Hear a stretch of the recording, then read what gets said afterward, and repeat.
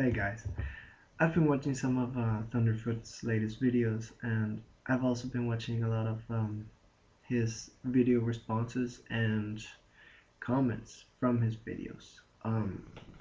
What I want to say is that I think many people are very willingly misunderstanding his message.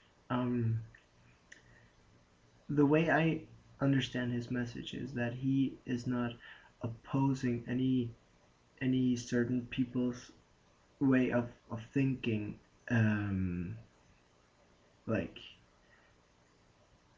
we are human beings and nobody thinks the same, and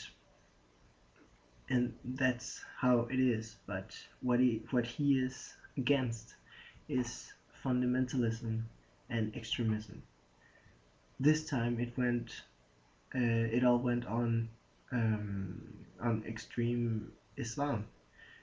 um many Islamic people has been posting videos where they say that moderate Islamic people, they don't have these opinions um, about the Sharia and all this. Um, they interpret the Quran differently, and some in a more liberal way than others. And it's the same thing with any other religion. What Thunderfoot is trying to say here is that we should be having this conversation and this discussion in a word to word manner, and not in a word to threat manner. If you understand what I mean, like he's trying to speak here for people who are trying to bring on a debate. In this case, it was South Park. Um, and yeah, South Park is a very a very how do you call that? Like merciless program. They make fun of everything and everybody, and they do it with pleasure. So what like their point of view is not to cause hatred, but to cause awareness and maybe a debate.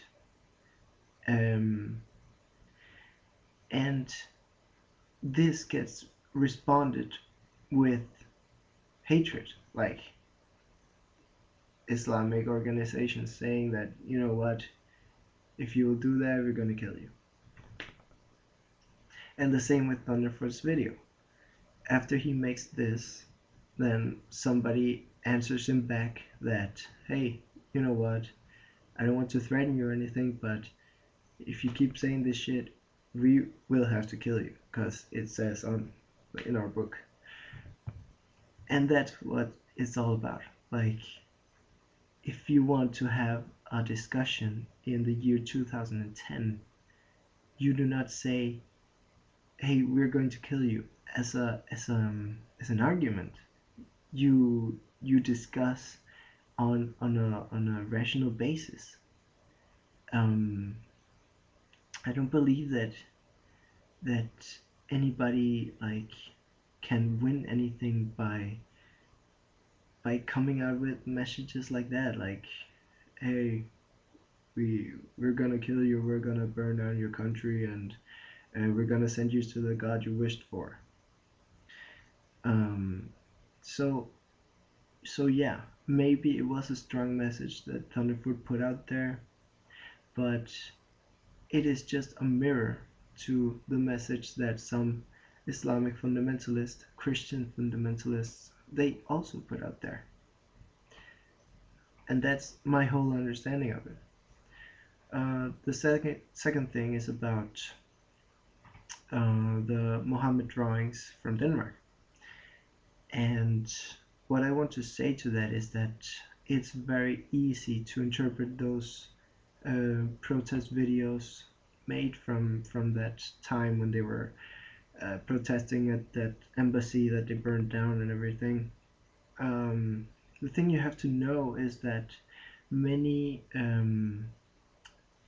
not many, but a certain amount of people here in Denmark who had a great power in the Islamic groups, they purposefully uh, interpreted this uh, newspaper drawing as a hateful message. And doing that, they also spread the news in a very bad way to the rest of the Islamic countries. Um, Not only that, but they spread out a picture of a man with a pig nose and a pig ear, and they said it was a new picture of Muhammad, which it actually wasn't. It was some picture of a guy in a Swedish or Swedish party or whatever. Like it was some random man in a costume. Um, Next, they post out a drawing made from some very leftist, no rights party in Denmark, which tends to be a bit racial, or maybe a lot. But they said that they made a drawing at some meeting about a new Muhammad drawing, whatever, which was also completely fake. Um, but okay, not all. Like many imams here in Denmark, they were actually saying the opposite. They were saying, hey, relax. We are living in a country where you can say anything you want, and the only thing they want to create here is a debate. Think about why did these drawings come out? They did not come out just because, hey, they said, hey, let's make fun of Muslims. No, they made these drawings because there was a guy who wanted to make a children's book about different religions, and suddenly he found out that he cannot draw Muhammad, even though he is very important to the Islamic religion. So when the newspaper found this out, they were like, hey, this is bullshit. Like, why not? We're in Denmark. Like, we can say anything we want here. Why not? And they're not making fun of everything in that children's book. Like, this is for education. But no, and actually they started to get threats from that, and the whole thing became chaos. And when they did, they were like, okay, so let's try this out. Like, how bad will it go if we draw Muhammad? Um, so that's how it started actually, and like many imams here in Denmark, they said, like this is Denmark, and imagine all that criticism and sarcasm that God has been have and Christianity in its own. So why not Islam? Like if we want to create a rational debate here, if we want to create a normal understanding of the religion, we have to accept the criticism of it. Not accept it in that way that somebody says to you, hey, this is a shit religion, and you say, oh, of course it is. No, but accept it in a way that people have their opinions of it, just as like you have your opinions of their religion. But like I said, some few imams, they turned this out to be something completely different and something with a very hateful message, which was of course the one which spread out mostly and created all this bullshit. So yeah, my time is ending now. I've been talking for too long.